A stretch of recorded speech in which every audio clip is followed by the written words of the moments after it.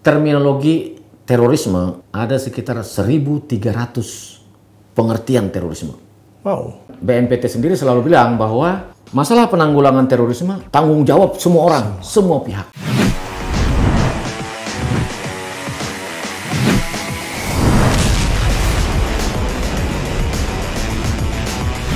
CTRS.id bersama saya Alvin Adam, where you can open your positive mind. Dan hari ini saya bergembira sekali, saya sudah bersama dengan orang yang saya kagumi, Bang Firman Fadila. Wah, ini chairman atau chief dari CTRS.id. Okay. Bang Firman, ini menarik, podcast pertama kali dibikin oleh CTRS.id. Ada apa ini? Kok tiba-tiba bikin podcast tiba-tiba? Ya, kita mengikuti perkembangan zaman lah. Kalau tidak kita tertinggal, tergerus oleh zaman. Sekarang zamannya sudah masuk ke dunia maya, maka kita pun ikut ke situ, begitu. Jadi untuk menjangkau masyarakat, untuk menjangkau pihak-pihak terkait dalam penanggulangan terorisme, kita mau tidak mau mengikuti perkembangan zaman itu. Mostly orang nggak ngeliat TV lagi ya, karena ketepatan waktu dan lain-lain gitu. Ya, itu salah satunya. Salah dua, salah tiganya banyak itu. Tapi salah satunya itu. Saya senang tuh Pak kalau salah satu Pak. masih oke kalau salah satu ya. Okay. Kalau salah dua, salah tiga udah kelewatan. Udah kelewatan itu. Nah, kita bicara soal terorisme ya, dan kemudian radikalisme. Ini serem kalau kita dengarkan ya. Betul. Kita pernah ngobrol juga sebelumnya tentang itu, dan begitu dengar radikalisme, terorisme, wah ini ada apa nih? Ini apa? Semua takut, semua khawatir, semua ini apa? Yang bisa kita sharing sini. Ya sebenarnya masyarakat tidak perlu terlalu khawatir, tidak perlu terlalu a priori dengan kata-kata itu gitu kan. Buktinya itu kan, ada Pak, menyeramkan. Betul, betul ada. Tetapi apakah dia menjadi korban, apakah dia menjadi pelaku atau terlibat? Kan tidak. Ya. Udah tanggapin dengan tenang, pisahkan diri dengan kasus itu. Jadi di sini apa? Di sini adalah apa? Tentang sosialisasinya kah? Atau tentang klarifikasinya kah? Atau apa? Yang akan bikin orang harus nonton podcast ini sendiri? Sosialisasi, ya. Juga tadi penjelasan ya kepada masyarakat tentang kasusnya, tentang segala masalah yang terlibat dengan terorisme gitu. Saya lihat sudah ada nih tulisannya. Hampir semua di belakang sini menggambarkan kontek-kontek yang terkait dengan terorisme dan radikalisme. Gitu. Iya, dan depannya Alvin Adam lagi pada sini. Oh iya. Dengan tokoh depannya tulisannya belakangnya serem ya. Maka nih mungkin pelakunya di depan kita ini. Sudah semua nih tergambar. Banget nih, saya asal tunjuk satu ini serangkaian ini ya. Mewakili keseluruhan. Ya 90% tertulis di sini. Kontek-kontek terkait terorisme dan radikalisme. Radikalisme dan terorisme itu apa sebetulnya? Nah, itulah yang sering menjadi masalah juga. Kalau kita ke Pakistan, radikalisme sama dengan terorisme. Jadi terminologi berbagai negara berbeda-beda. Di Indonesia dibedakan. Terorisme dan radikalisme itu, kalau radikalisme itu adalah pemikiran yang mengakar. Kemudian radikal terorisme artinya dia mengakar untuk mengarah melakukan tindakan-tindakan terorisme. Kalau terorisme itu pahamnya. Ya. Jadi tadi pikiran kan, pahamnya. Nah, teroris itu orangnya. Ya. Teroris attack itu serangan teroris. Jadi masyarakat harus paham itu. Ketika ada seorang pakar berbicara terorisme, itu paham. Jadi paham yang dimiliki oleh teroris gitu. Kemudian radikal itu bebas. Semua masalah itu ada konteks radikalnya. Kemudian yang berbahaya yang jadi masalah adalah radikal terorisme. Jadi kalau radikal tidak terorisme nggak apa-apa, gitu kan. Jadi beda antara radikal. Itu yang paling sulit diberantas, apa gimana? Yang paling sulit diberantas itu sebenarnya bukan pada radikalnya, tetapi radikal terorisme yang diberantas. Ini udah berupa tindakan berarti kan ya? Tindakan ya? Ya, orang memiliki paham radikal terorisme. Ya. Berarti dia kena proses radikalisasi oleh teroris. Kemudian, tindakan apa yang harus dilakukan oleh pemerintah, oleh aparat penegak hukum, oleh semua komponen masyarakat adalah kontra radikalisasi. Ini teroris kan radikalisasi sehingga orang menjadi radikal terorisme. Ya. Pemerintah melakukan kontra radikalisasi. Jadi ini banyak permainan semantik, permainan terminologi di sini gitu. Kalau tidak hati-hati bisa ya pusing juga. Yang terjadi di kita apa Pak sebetulnya? Yang terjadi di kita masyarakat bingung, apa itu radikal, apa itu teroris. Jadi radikal, teroris. Nah kalau tadi saya bilang Pakistan, Afghanistan, itu menyamakan radikal adalah terorisme. Terorisme adalah radikalisme. Jadi sama gitu. Nah kita mencoba bergerak ke konteks sains. Sains membedakan semua terminologi itu. Gitu. Science. Sains. Jadi sains, hukum di Indonesia itu membedakan konteks itu. Nah kalau kita melihat kepada dunia saat ini terminologi terorisme itu ada sekitar 1.300 pengertian terorisme. Wow. Ya, seluruh dunia ya. Tapi banyak amat Pak. Ya, karena masing-masing negara membuat definisi-definisi sendiri mengenai terorisme sesuai kepentingan negara itu. Jadi berapa jumlah negara kita? Di Indonesia saja ada undang-undang terorisme. Iya. Oke. Menyebutkan undang-undang terorisme adalah ABCD unsurnya. Kita ke undang-undang lain. Misalnya undang-undang intelijen. Iya. Cuma menyebutkan berbagai kejahatan yang membahayakan keamanan negara termasuk terorisme. Tetapi konteks terorisme tidak ada penjelasan. Akhirnya orang berpikir. Berarti beda-beda dong semua. Bahkan di Indonesia sendiri pengertian terorisme. Bagaimana dengan mudah bisa mensosialisasikan itu kalau pada kenyataannya pengertiannya beda-beda Pak? Kita kembali kepada unsur-unsur yang disebutkan undang-undang terorisme saja. Balik ke situ ya? Balik ke situ. Karena yang lain ini kan pelawar lah. Undang-undang lain ini pelawar dari undang-undang terorisme. Jadi kita bicara terorisme, oke, kita lihat unsur terorismenya. Menakut-nakuti, menyebarnya ketakutan, mengakibatkan jumlah korban yang luas. Itu definisi. Kalau di undang-undang terorisme. Nah, di undang-undang lain lagi kan. Bahkan ada yang tanpa penjelasan seperti undang-undang intelijen. Tidak ada penjelasannya. Kita kedepankan undang-undang terorisme, unsur-unsurnya kita ikutin yang dari undang-undang terorisme. Ketika ada undang-undang lain menyebut kata terorisme, radikalisme, maka kita patokkan atau kita pakai definisi yang digunakan oleh undang-undang terorisme. Ya, lalu pengenalan terhadap sosialisasi CTRS.id ini terhadap generasi muda sejauh ini bagaimana millennials? Untuk CTRS ya, mungkin perlu saya jelaskan dulu bahwa di Sekolah Tinggi Ilmu Kepolisian pada tahun 2017 itu Bapak Kapolri Tito Karnavian memerintahkan Sekolah Tinggi Ilmu Kepolisian untuk membentuk Pusat Studi Terorisme dan Radikalisme. Nah, saya ditunjuk untuk memimpin pembentukan CTRS itu. CTRS berkembang dengan baik. Tadi terkait dengan pertanyaannya apa yang sudah dilakukan, kita sudah melakukan penelitian ke berbagai wilayah tentang keterlibatan wanita dan anak dalam aksi terorisme. Kita melakukan penelitian terhadap berkembangnya radikal individu menjadi radikal kelompok. Jadi ada radikal individu, kemudian dia membawa pengaruh pemikirannya kepada kelompok luas, menjadi luas gitu. Nah, kalau di istilah podcast itu blasting ya. Kemudian kearifan lokal juga pernah kita lakukan penelitian. Setelah itu hasil penelitian kita lakukan diseminasi melalui seminar-seminar. Saya sudah melaksanakan berbagai seminar di sini di STIK P3 dengan mengundang tamu dari luar gitu. Narasumber kita libatkan peneliti.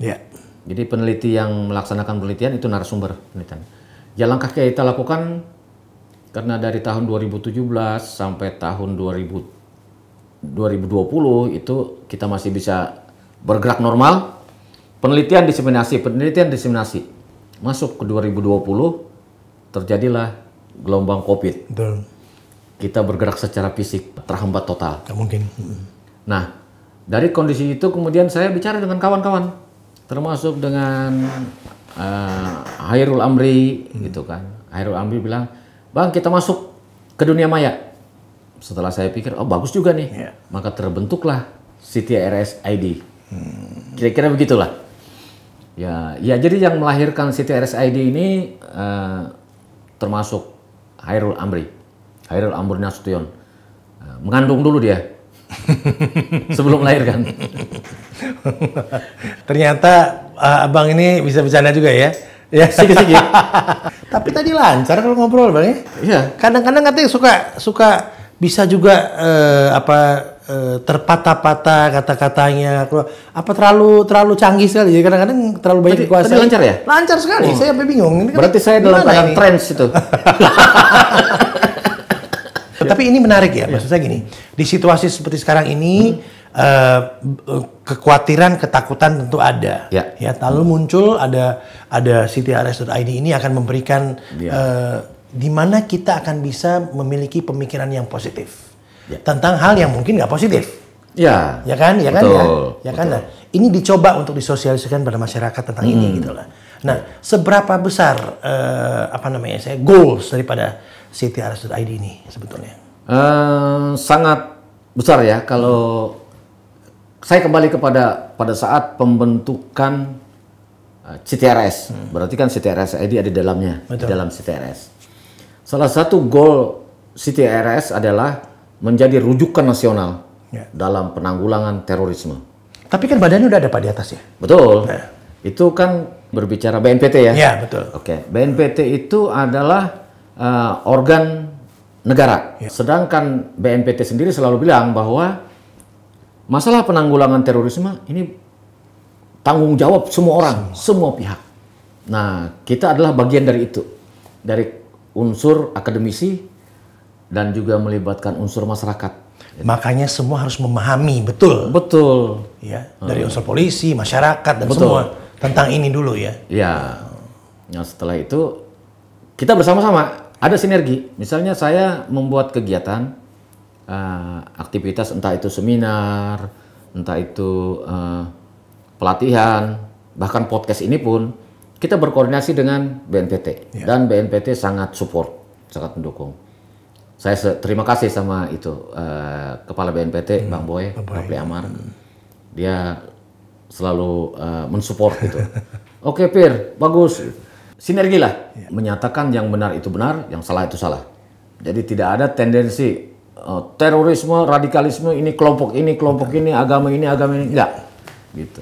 Karena tindakan tadi yang itu ya. Itu menarik itu. Dari tindakannya, bukan dari grupnya ataupun apa segala macam. Karena ketika lari kepada grup, nanti pada level pemikiran filosofi itu yang muncul adalah hegemoni. Enggak terorisme lagi. Hegemoni kelompok ini, hegemoni kelompok ini, bertempur, yang ini kalah, maka ini teroris. Yang ini menang, ini tidak jadi teroris karena hegemoni. Jadi pemikiran mengenai terorisme ketika ditarik ke atas, hegemoni. Dan jangan lupa ada undang-undangnya tadi ya. Iya. Ya kan, yang akan melihat itu kemana arahnya, di mana itu yang dilakukannya. Ini menarik loh Pak. Iya. Ya. Okay. Nanti akan apa yang akan ada di sini semua? Apakah hanya orang-orang yang berada di bidang ini saja, atau lebih luas lagi? Karena semua masyarakat kan punya pemikiran tersendiri tentang terorisme dan radikalisme ini kan. Mungkin selebriti, mungkin siapapun dengan pemikiran sendiri. Karena kalau nggak salah Bang Firman pernah bilang kalau ada orang tersakiti dan nggak nyaman ataupun terus-menerus dibuat tidak nyaman, itu udah termasuk terorisme. Okay. Kalau kita melihat unsur pasalnya secara letterlah, bahasa Belanda lagi kan? Letterlah. Holland Spreken ternyata. ini jauh dari teroris loh. Gaya-gayanya bisa ketawa, bisa begini, ya kan? Jadi kalau kita membaca secara ya apa yang tertulis saja, maka unsur pasal terorisme itu bisa diselewengkan menjadi menghantam lawan politik. Nah, dengan konteks itu maka kita ingin meluruskan apa terorisme radikalisme ini dari berbagai unsur. Maka ke depan tadi yang ditanyakan, siapa saja yang akan kita undang? Ya mungkin ahli cyber terkait terorisme ya. Kemudian mungkin emak-emak di pasar kita undang ya. Dia punya pemikiran sendiri tentang itu kan ya. Bagaimana pemikiran dia gitu kan. Kemudian didampingi itu dengan pakar di bidangnya ya. Pakar di bidangnya gitu kan. Kemudian mungkin ahli bahasa. Apa urusan terorisme radikalisme dengan ahli bahasa kan? Jadi terorisme dan radikalisme ini menggunakan juga sandi-sandi. Bang Firman, kalau dulu orang mendengar kata teroris mungkin tidak seperti sekarang ya. Oke. Sekarang dengar kata teroris itu kan apa pengaruh media atau pengaruh orang-orang yang mungkin membicarakan atau menyebarkannya dengan berita-berita, atau apa sebetulnya yang membuat ini lebih naik gitu. Kalau dulu mungkin tetap ada dari dulu ya. Tapi mungkin waktu kita dulu nggak seperti sekarang, bener nggak seperti itu? Itu sudah ditulis tuh. Geopolitik. Ya. Jadi saya ingin cerita sedikit. Ya. Terorisme itu adalah salah satu kajian di bidang sains. Jadi ada satu fakultas di Amerika dulu pada tahun 1960. Itu terorisme adalah kajian di sana. Pada saat itu terorisme adalah kejahatan-kejahatan yang unik, yang luar biasa gitu. Misalnya ada semacam bom buku, orang mengirim bom buku meledak, mati gitu. Kemudian berkembang sekitar tahun 1980-an. Tadi 1960 ya, menjadi kajian di satu universitas di sana. Amerika. Itu adalah kejahatan-kejahatan yang berat. Kalau kita di sini itu kerjaannya brimob lah. Itu terorisme di Amerika.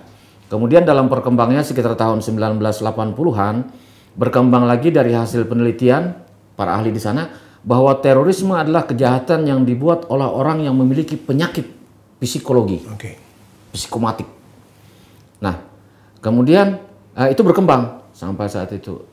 Kemudian tahun 2011 9/11 gitu. Meledak WTC. Muncullah statement George Bush tentang GWOT, Global War on Terrorism. Maka semua negara mulai mempropagandakan perang terhadap terorisme, termasuk Indonesia. Gitu.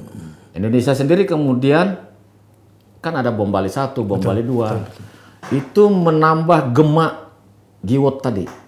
Menambah gemak dari Global War on Terrorism itu gitu, sehingga makin memasyarakat lah bahasa terorisme itu gitu. Nah, berkembang lagi sekarang kan terorisme itu mengarah kepada dilekatkan kepada konteks jihad, khilafah gitu.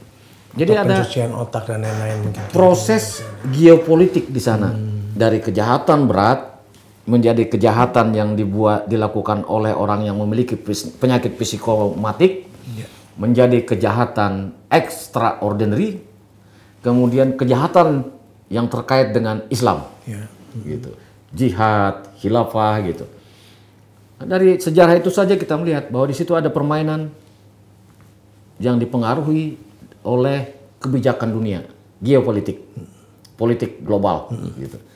Nah, oke, kita tidak membahas ke situ ya, mungkin terlalu berat untuk masyarakat. Kita lihat fakta sekarang saja gitu. Ada satu perbuatan extraordinary crime, memenuhi unsur pidananya, kita hadapin itu. Gitu. Jadi dulu tidak begitu terkenal penyakit orang gila gitu, itu kejahatan yang dilakukan oleh orang gila. Sekarang kejahatan yang bukan dilakukan oleh orang gila, tetapi berefek extraordinary. Gitu. Bisa jadi yang dulunya sesederhana itu. Sederhana itu. Tapi makin kemari seperti terstruktur. Gitu ya. Makanya saya bilang tadi ada kaitan dengan geopolitik. Semua ada di sini ya. Semua ada. Tapi jangan khawatir. 90%. Tapi jangan khawatir, karena ini baru episode pertama. Oh iya. Ya. Jadi makin ada episode berikutnya lagi, tentunya di ctrs.id di podcast kita bersama saya Alvin Adam. Bang Firman, terima kasih banyak. Sama-sama. Meluangkan waktu. Nih beliau orang yang paling tepat yang kita ajak ngobrol di sini buat intro pertama kali. Karena nanti akan ada episode berikutnya lagi. Tunggu penampilan podcast ctrs.id di mana kita akan bisa mendapatkan positive mind hanya di sini. Sampai jumpa. Terima kasih, Bang. Sukses CTRS ID. Gitu ya.